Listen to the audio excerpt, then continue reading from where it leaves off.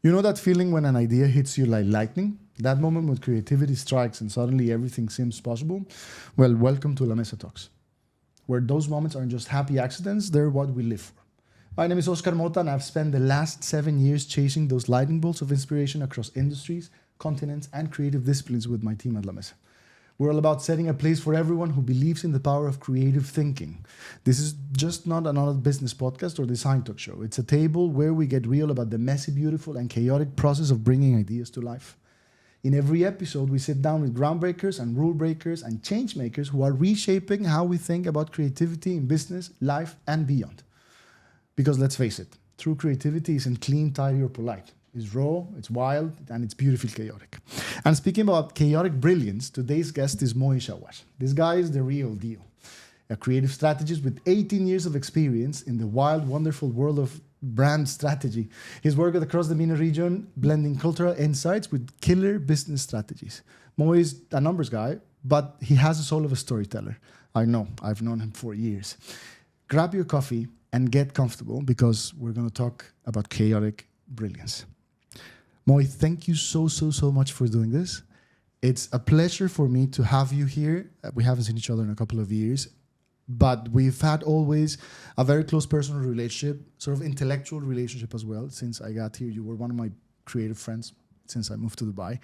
And the idea on La Mesa Talks is that we want to honor those relationships and we want to give a platform to the people that matter to us and the people that helped us build what we have right now, hence you're here.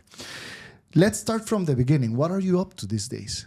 Well, before going into that, thank you for inviting me. This is dangerous. So if anybody's watching this and you're, worried about things in life, this is going to change your life. No, I'm not going to change your life. I'm good, man. I'm good. I've been doing a couple of things, exploring new things, trying to maybe have a third or fourth career shift in my life. So I'm venturing into something new. I'm venturing into something new. I was actually checking options earlier this month. I might go into human psychology at age 40. I wouldn't be surprised. Because for those of us who know Moey, this guy is what we usually call in business a joker. It means, in Spanish, the word is comodín. It's someone that can play in any role, and you can bring it in and solve basically any kind of language, any kind of problem. It depends on the mood in the morning. It's how I feel in the morning, basically.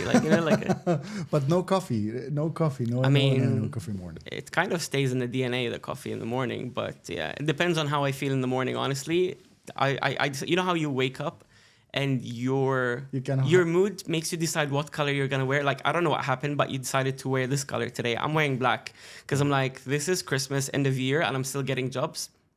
Fuck this. Like, I don't want to, So again, so this is how it works in the morning. I look at my calendar and I'm like, I'm going to do this today. Yeah. So, and if it works, it works. If it doesn't, then I've learned the lesson and my day is over.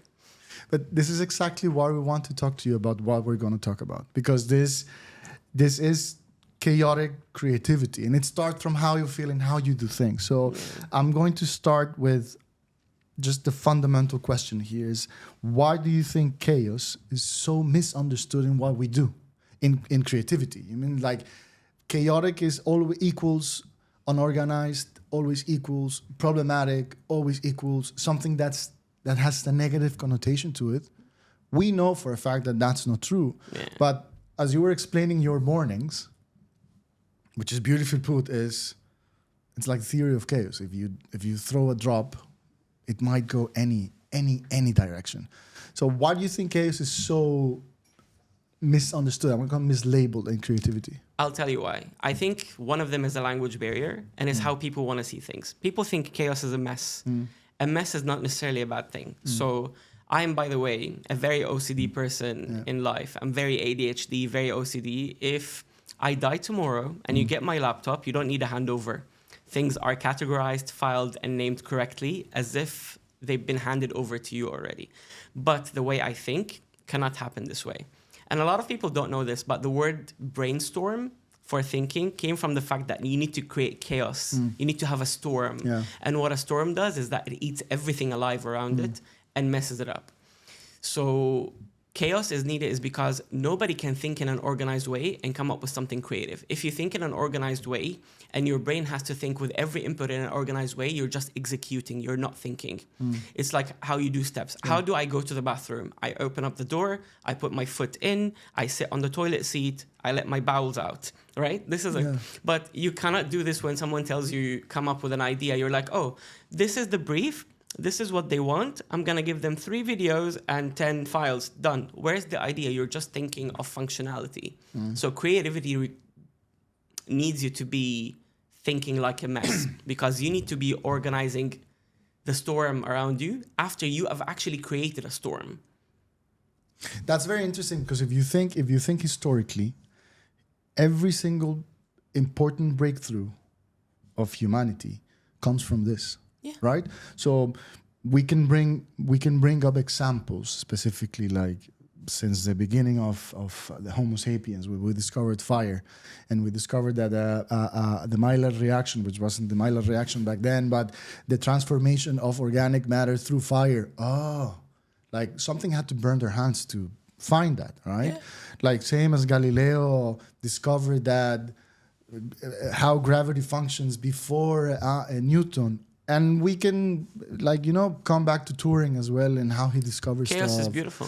It is beautiful, and it's meant to be beautiful. So in all your experience, I would really like to hear, and I would really like to share, for you to share a couple of examples that you can think either historical importance, or cultural relevance right now, because in your position in the center, you're the backbone of strategy or strategic thinking that you need to wreak havoc with your like you explained, brainstorming. How do you deal then, or how do you think we deal in this region to make chaos efficient? Okay. Since it's about me, I'll tell you an example of something very successful. Yeah. So a famous platform called X now, used to be called Twitter, came to the agency that I was working with, and they told them, we're not resonating with Saudi women. We need to make a campaign to resonate with Saudi women. We need a deliverable, which is a campaign to do this work.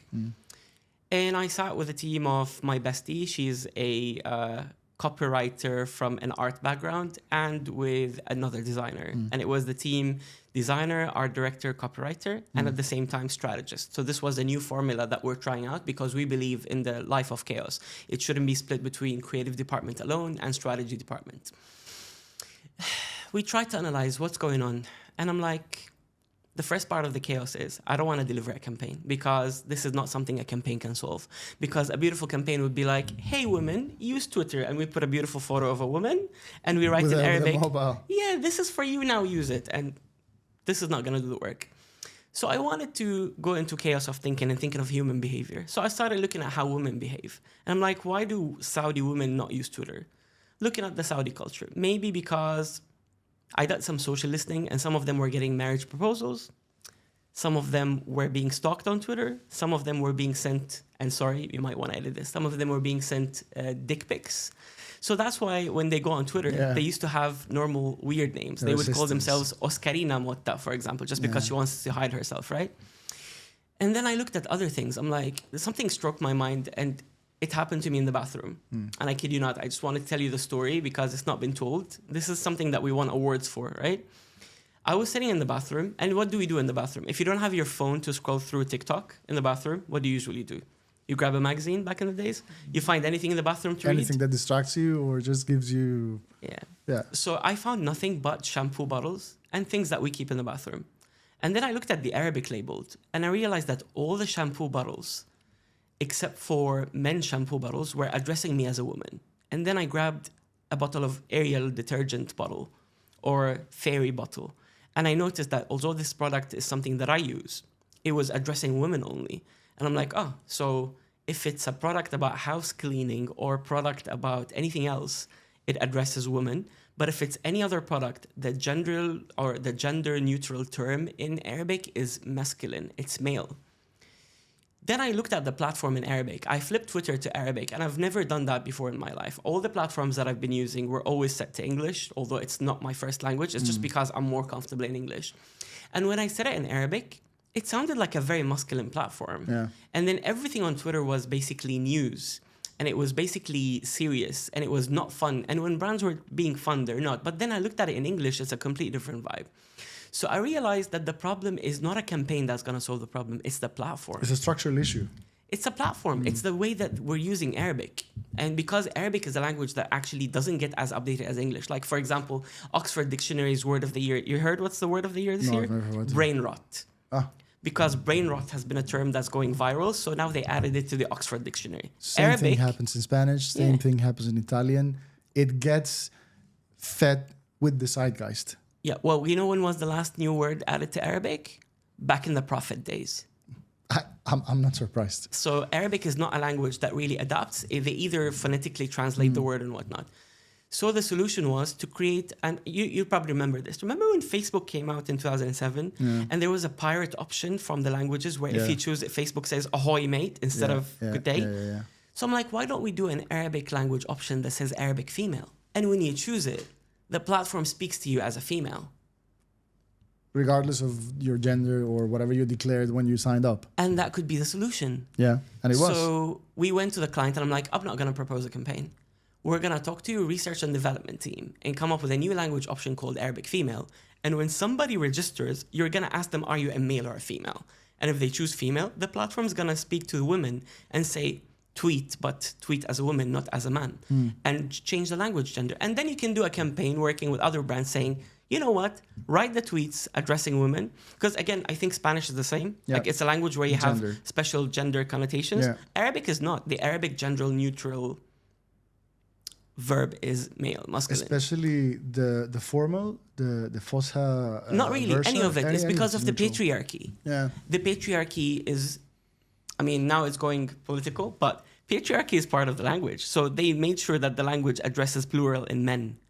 Absolutely, and again, and this is what we're discussing in terms of historical impact of chaotic thinking. But this was the chaos. The client expected a purchase order Something or different. a brief to have a campaign, and I'm like, I'm not going to give you a I'm not gonna campaign. give you a I'm changing campaign. your platform. So it's a little bit like it's a chaos needs to be groundbreaking and needs to be a little bit of a rebellious in nature.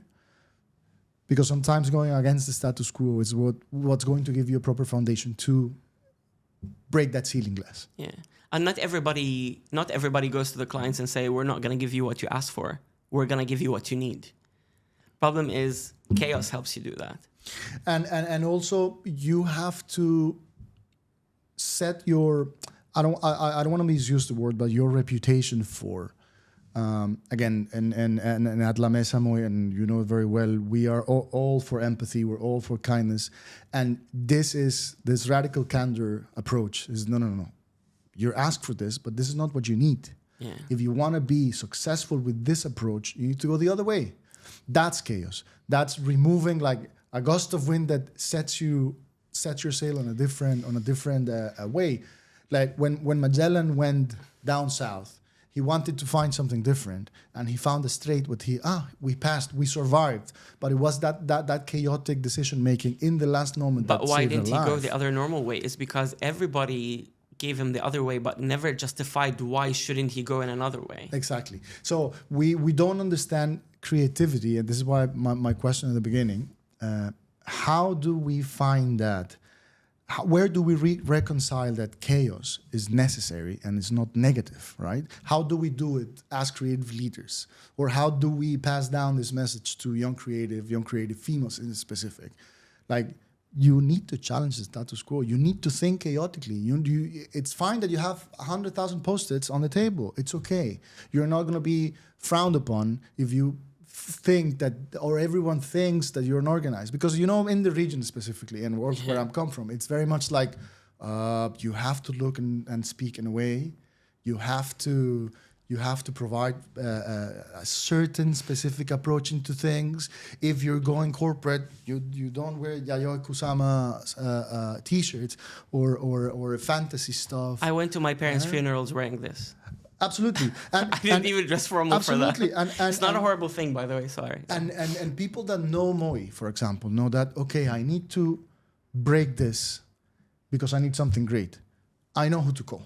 right? I know if I need to bust that ghost, I know who I need to call, right? I'll tell you something. There's two bosses that did change in my life. And I'm not going to name them maybe because they don't want to get named. They're really good friends right now. But one of them told me one thing and the other one told me one thing.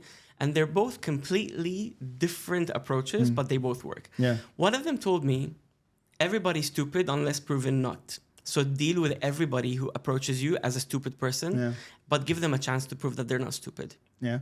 The other person told me, everybody in the room can be creative, not only people in the creative department. So when you do a brainstorm, do something called 15 minutes of no shutdowns and let everybody and their mother in the agency, everybody you know, including people who don't work in your industry, suggest an idea. And then after they leave and they give these ideas on the wall, start eliminating them based on your creative logic. But allow everybody the chance to be a creative. And these were two different schools because the first guy told me everybody's stupid. So I had to challenge myself and challenge everyone and ask them questions to make sure that they're not stupid, as if I am a meter to judge their stupidity. Yeah, if you have a rule to And I'm a person measure. of a good IQ. Don't get me wrong. My ego is at safe hands there. But this entitled me to be a cunt. Yeah. And don't censor that. It's the right usage of the word. This allowed me to be a cunt because I was becoming a creative director at age 26, which is really young, but I was really a stubborn person with a singular focus. The other person opened up the world to me, and maybe the creative chaos perspective came from that, because then my mind opened up to a creative coming out from a person in a suit who doesn't follow the ideology. He's a person in a suit who looks like a reserved account manager. He gave me a hell of a creative idea. But because he has a background. I didn't expect him to, because I had this mindset or stereotype that you sort of, you have to be creative, you have to look a certain way, you have to wear pink and wear shorts to the office. A certain way, or you have to, have the look and feel. I want to go back before we can go forward, because I've known you for years, so I know why you turn out to be the way you turn out to be. And that's a blessing, that you turn out to be the way. Because I coughed, and when I coughed, nobody said bless you. Maybe. But going back a little bit so people understand where this came from. You have a very particular background, and you have a very interesting story in terms of being a third culture kid, having mixed blood, mixed families, mixed origins, multiple languages. You look in a certain way that is not very particular, like normally how I look more Middle Eastern than you. Like if we were put on Bliss Street in Lebanon, I'll be addressed in English, you'll be addressed in Arabic, for sure. 100%. For sure. Right? And it happened before in Dubai, together with our friend in common, that they thought like, are you together? Are you brothers? Are you like, who's this guy? This is your friend from abroad? Rod, I want you to tell me where those Moey come from, because they have a very interesting story. Okay. So I come from a background of a love story. Imagine you are a Circassian Arab, and I'll explain what a Circassian Arab is. So Circassians are a tribe that was killed in Russia in a genocide that is unclaimed in the 1980s because they were Jews that didn't want to convert to Christianity. They converted to Islam, ran away through Turkey, and then spread across the Levant. So they live in Palestine. They live in the occupied other name of Palestine that I don't like to mention. They live in Jordan. They live in Syria, and they live in Egypt. And then you fall in love with the oppressor. You fall in love with a Jewish Stockholm syndrome, with a Jewish Russian girl who moved to the Middle East to learn Arabic in a scholarship to Syria. And you're like, how can we make this work without both our families killing us? They end up getting scholarships to study in Lebanon at the American University of Beirut. They fall in love, and then they see recruitment ads that say, Kuwait has just got liberated from the British monarchy. We're looking for people to move to Kuwait to work and teach. This is early 80s. This was 60s. My parents were really old. So what do? They sign up. They get approved to go to Kuwait. And then they call their families like, hey, mom, hey, dad, we're fucking off to Kuwait. Bye. And they live in Kuwait. And then they love life so much. They have my four sisters. My four sisters get about to age 18. They're all leaving the house. My parents found the house empty again. They party, they drink, they do whatever. One day, my mom gets coffee. I feel sick after this party. My dad says, let's go to the hospital. Let me check on you. And they're like, surprise, ma'am, you're 4 months pregnant. You're 4 months pregnant. So, yeah. And I was born and raised in Kuwait. Then my parents were well off. So I was able to, because of their jobs and whatnot, to travel and live everywhere. So when I was 16, I told my parents, okay, it's good time for me in Kuwait. I enjoyed it as much as you guys probably did, but I'm about to flip off. And I ran away to the UK. I lived in the UK for a few years, went back to the Levant, fell in love. I basically didn't know where I came from, right? That was the question. Yeah. So my roots, where I grew up, were 2 different places. And I know a lot of audience maybe knows or doesn't know this, but if you're born in Kuwait, you don't necessarily become a Kuwaiti, but you're grown up as a Kuwaiti kid. So it's really Same thing happens conflict. here in the UAE and Saudi. Yeah. You're never... I don't want to misuse the term second-class citizen, but you're part of the zeitgeist, you're part of the culture. But they want you to keep your blood as your blood. You're not going to get new blood, right? Yeah. So let's just keep it at that for the sake of political correctness.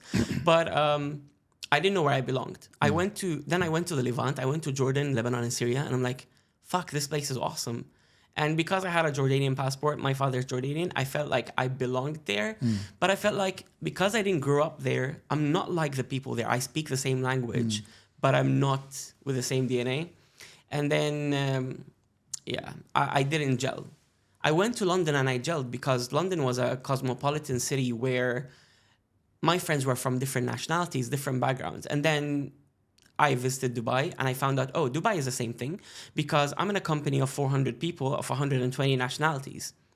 So this is where I belong. I'm a third culture kid and the world is my oyster. This is what we call it. Yeah. And then I started finding people who are like me. So my bestie, for example, one of my besties at the office was a Sudanese kid who grew up here and grew up in the States. My other friend, she's half Iraqi, half Filipino.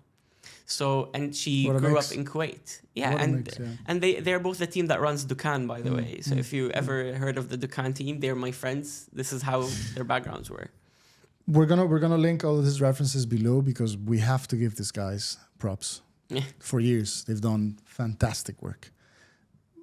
Putting out this message of chaos in creativity it's okay. Yeah. It's the norm. Mixed versions of ourselves, like look at us, we're mixed. This is the way to do it. It's okay not to know where you come from. Exactly. It's very okay. Exactly. You think your kid's gonna know where they're coming from? We have right now these conversations at home. Yeah. Always. Because they're a third culture kid. You're automatically making third culture kids now. 100%. Okay. So dad from one place, mom from the other, same like you. And living in a third place. They were born in another place, living in a fourth place. Potentially going to a fifth place. So where am I? But the message is very important here, and then we're going to segue into because I wanted you to share this very interesting background because it explains a lot of how you think and how you address specifics in your life, your relationship with your friends, your relationship with your partners, your relationship with your work, with your clients, how you deal with delivering, how you deal with teaching. You're actually one of the first people I've met here, or I would say the only one I met here when I came that was on a no gatekeeping policy. And when I asked for stuff, you just gave me gigs of information, of your own strategic research, right? This is part of changing the status quo and what we're doing. And again, listen, we're not curing cancer. We're not saving the world. We're not sending in someone to Mars. We are in a quest of trying to transform a little bit how we think about in the branding industry, in the creative industry, right? As a remote company, again, multicultural, 15 creatives in 7 different countries. Put an asterisk on cultural because this is what we need to talk about. So it's exactly that. It's like, but what does it mean? What does cultural mean, right? Again, I've been out of my country for years, and I've been experiencing different cultures with different approaches to creativity with delivery. It's not the same to deliver a French client in the UAE than a Saudi client in Saudi, or an English client in France, or an Italian client in Italy. It's completely different, and you have to understand that. So this is why we want to talk about what we're going to talk about, because I want to ask about specifically practical points in which productive chaos is a great tool to flex that muscle. Think about we want the messages. We want to leave this for young creatives, right? Okay. We want to again, like your friends at Dukan, like the efforts we're trying to do, what you did with your team in a different way in the agency, creating the female Twitter. We don't want to gatekeep. We want to say, okay, you young creative coming fresh out of university, that your dream is to come to a massive corporate agency. Yeah. They have a way to do things, and you must comply. And it's not bad, but you need to create your own body of thought into this. So how we practically advise young creatives into managing this creative chaos, productive creative chaos? Try to understand where you come from, and try to understand things first of all, whatever they taught you at university, unfortunately, is not going to help you. I know a lot of people repeat it, but I'll tell you why. Because they tell you business and friendship don't mix business with friendship. The problem is in this part of the world, and not only in this part of the world, everywhere around the world. I have clients in Europe, I have clients in the US, I have clients everywhere. I have Middle Easterns, I have Jews, I have Arabs, I have Hindus. Understanding the culture that you're in and the research that you can do and the way you profile and analyze people around you is going to help you understand your job better. And the moment you understand your job better, you're going to become an indisposable person that can't be replaced, because they tell you everybody can be replaced. Yes and no. Everybody can be replaced, but they'll have to be replaced with someone like you, is what I want to add to it. So if you don't like Moey, you're going to have to get someone who's like Moey. And guess what? There's a lot of people like Moey. You're not unique. Everything is a copy of a copy of a copy. So if anybody says to you, any of your teachers at university say, oh my God, you're very unique. No, they're lying to you. This is not going to benefit you for the future. He knows I'm not gatekeeping, but I also don't filter. I'm one of those very realist. I'm a realist, as real as it gets with mic drops. Yeah. So no, you're not unique. You're not special. None of us are. We're all copies of copies of copies. That's why in Arabic they say يخلق من الشبه 40, which means there's probably 40 people who look exactly like you. And by the way, it's been proven by science that you have people looking like you around the world that you might not even have blood relation to. There's a photographer that did this exercise where he looked for people around the world. I forgot his name. But that's why they do lookalike competitions. Why do they do lookalike competitions, right? So this is something at work. If you want to pave your way into the creative industry, it's not about your creative skills. It's not about your execution skills. It's not about the way you prepare something and the way you create presentations and the way you present something. It's about how did your brain reach that point?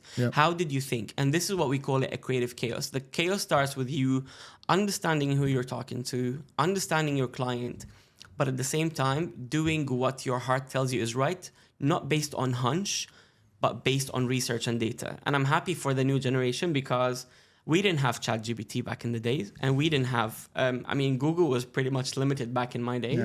And I am old, I'm turning 40 in 2 weeks. So now life is easier with all these tools out. Please spend time using them the right way. Please think and think and think and try to put yourself in the other person's shoe as much as it says. If you're a guy who's masculine, who's doing this, who's this guy that's all over going to the gym and whatnot, try to put yourself in the shoes of a 14-year-old girl who is having her period for the first time, and how would she think that she can solve her life? This is called creative chaos, is you trying to embody another person's mindset, body, mind, feeling, and thinking. It's very, very well put, in particular because understanding that, like you said, like you're not unique and you're a part of something that's larger than yourself. And entering this relationship with difference from empathy and from kindness and with a different perspective. Like, it's not about we're all equal. We're not equal. Like, like we're talking about the patriarchy and we're talking about feminism and all this stuff. I grew up with 8 women, and for me it's normal. I've grown up with 8 super, super strong female figures in my life. I had more female figures in my life than male figures.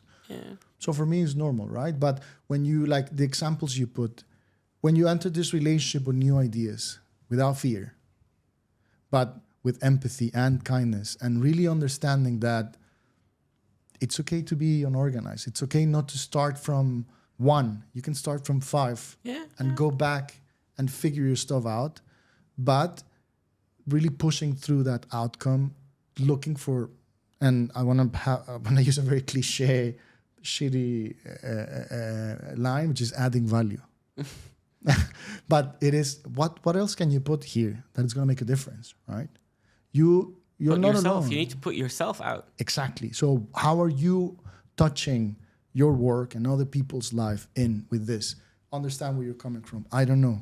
Look, it's fine. Look. I don't really. By the way, it's more than okay to say I don't know or I can't solve this, because it's not a aib in our culture. They call it aib in Arabic. You know what aib means? Aib means shame. Absolutely. It's not a shame Everything not to know. everything that I do at home to my wife is aib, Oscar. Funny. Because again, I'm no filter, no gatekeeping like yourself. So I just go like aib, Oscar. Like, culturally inappropriate. We are, and unfortunately, as much as I love the Arabic culture, there is a shame culture. Yeah. There is a stereotypical shame culture. Yeah. Like the first stereotype would be like, oh, Oscar, you grew up with 8 women. Why aren't you gay? It could be like this. That would be, or you have kids and you grew up with 8 women. You were able to marry and have kids. Like, again, we are in a stereotypical aib culture. And I think I'm one of many now from the new generation that challenge this aib culture or shame, or being able to say, it's okay, I don't know. I'll try to figure it out. Can you help me? No. So you think, again, now, it's very interesting how you put it. With you, I'm always in it's very interesting landscape, because it's very interesting. Like how you challenge the status quo is a little bit bringing freedom into the mix. You need to either open yourself to try and be free and free yourself of this aib expectations. And I always butcher the pronunciation. I apologize. Right. But it's also very important to have balance. You need to have freedom, but you need to have structure. So how do you balance? Because technically speaking, if you put chaos as a concept, you remove structure from the mix, right? But you need to have structure. Like your strategic work, the output has a structure. Yeah. But it starts like a wiggly line. So how do you balance that freedom and that structure? Let's go into the aib culture. I actually didn't know up until recently. Oh. So I didn't have balance. I was one of those that goes all in and I either become greatly successful or fail miserably. I think time helps. I think throughout time and the mistakes that I've made and the good things that I made help me understand. And now I have a hunch when I do something. Yeah. And the hunch helps me balance. Maybe as well it comes with age, because I was young and foolish. I'm still, well, not very young, but foolish. But I know now with my experience of how many times I got hit on the face that, you get hit 7 times, you stand up the 8th. Yeah. Right? So I know how to stand up. Balance comes with experience. That's why when you're working in that system, you need someone who's a bit more experienced than you to help you understand balance. The power of mentorship. And it's not a shame to admit that you don't know how to balance. And it's not a shame for you to say, I don't know. Again, I didn't know at the beginning, but my ego hurt me so bad. I was one of those people like, I didn't have balance. Yeah. It's either my way or it's going to go to the dumpster. And I lost some battles and I won some battles. But then I had to go find a mentor. So I found a mentor. And I'm like, you know what? I'm going to go into mentorship. I want you to teach me how not to fail. Yeah. I've been failing miserably sometimes, although I'm really cocky and confident. Yeah. We need to balance this out. And they helped me try to understand how to reevaluate myself after everything I do. And this helped me find the balance. Yeah. You need to evaluate yourself as if you are a harsh critic. It's as if you are being judged. You have no singing voice and you're being judged by the 4 judges of American Idol, but then grill yourself out. Imagine they're all Gordon Ramsay calling you an idiot sandwich. Yeah. This is how you judge yourself. Yeah. Yeah. And if you're not going to accept that criticism, then you might as well be in your own la la land. So you agree a little bit on there is it's not a scientific formula, but there is a way to at least set a foundation for this transition from chaos to structure. It's by learning. Time. Absolutely. Repetition. It's the power of repetition. I tell my team all the time, it's okay for you not to know, but tell me. Yeah. Because skill you learn, attitude you don't. See if someone around you knows or has been in your shoes. Yes. And you know what? They keep saying this thing, you have to fail on your own. You don't learn from other people's experiences. Remember? It's bullshit. I actually don't believe It's in a this. lie. No, it's Nobody- okay. yeah. I want to learn the other experiences. Don't say they learn on their own. No, if I know this is wrong, I'm going to tell you it's wrong. Yeah. And I'm going to, you know what? When it happens, I'm going to say, I told you so. Yeah. I'm a biggest, by the way, I say I told you so more than I say anything in life. People think it's like a beef I have with people. Yeah. I don't. It's just I told you so. I've seen it happen before. Yeah. So. Listen, I could be talking for hours and hours and days and months with you. Now you've realized what this relationship, when we get together, like, you know, creative sparks come. Talking about this transition from chaos and to structure, would you agree that in order to organize a little bit of chaos, you have to improvise depending on where you are with this 100%. to find the structure? 100%. So there's a formula where you can actually, with that repetition, set up your own pace. Because strategies You make your own exist- formula. Exactly. It doesn't exist, Oscar. Yeah. It doesn't exist. Yeah. You can't go on the internet now and look for a formula. You can't borrow someone else's Yeah. formula. Your formula is different than mine. Different. And I learn from you all the time. Well, we all learn from each Constantly. other, We right? learn from each this other, is the absolutely. fun part. I'm changing That's, career at 40 probably. Yeah. I'm telling you now, like, I'm honestly thought this is my fourth or third career change. I think fourth. But I wouldn't be surprised. I don't know. And the path you're choosing Yeah. makes absolute But sense. hey, there's some people who are born, they study, they finish a job, they start a job, and they leave it after 30 years. Yeah, true.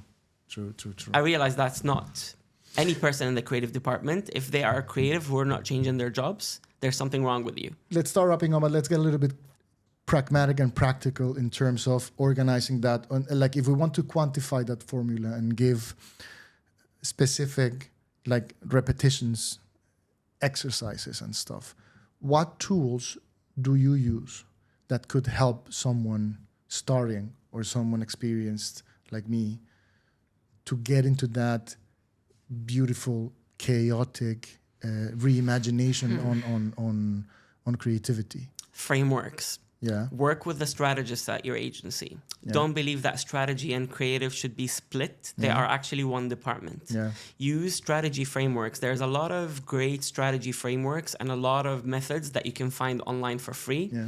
Look at trend reports. There's a famous guy called Mark Pollard who I had the chance to meet after knowing for 10 years almost, who has a strategy framework, which is a beautiful document that shows you 10 or 15 different strategy frameworks that you can apply to everything in life, from advertising to your own personal morning. Amazing. And try to make examples in it. Try to give everything an example. Try to creatively change your house decoration on a budget. Try to change the way you wake up in the morning or commute with your Bolt or Uber or Careem in a creative way. That helps you flex that muscle, and then you can solve for how do I change or disrupt the way females use a global platform.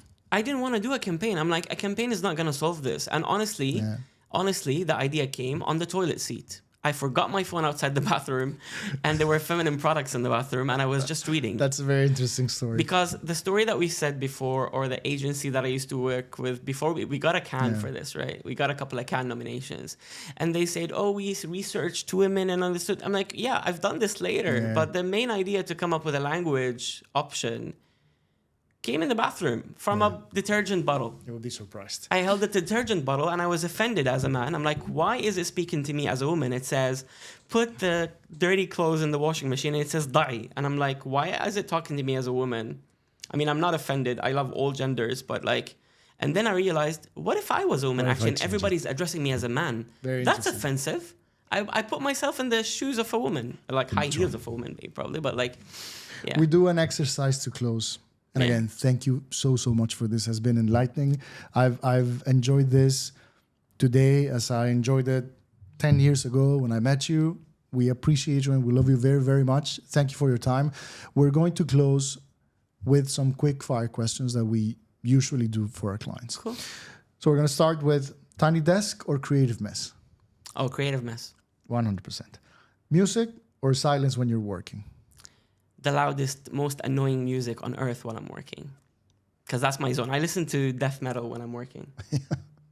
but you're a EDM guy, and you're also darker stuff and then brighter stuff. I listen to everything, but nothing keeps me going but the sound of multiple guitars and people screaming in my ears. Interesting.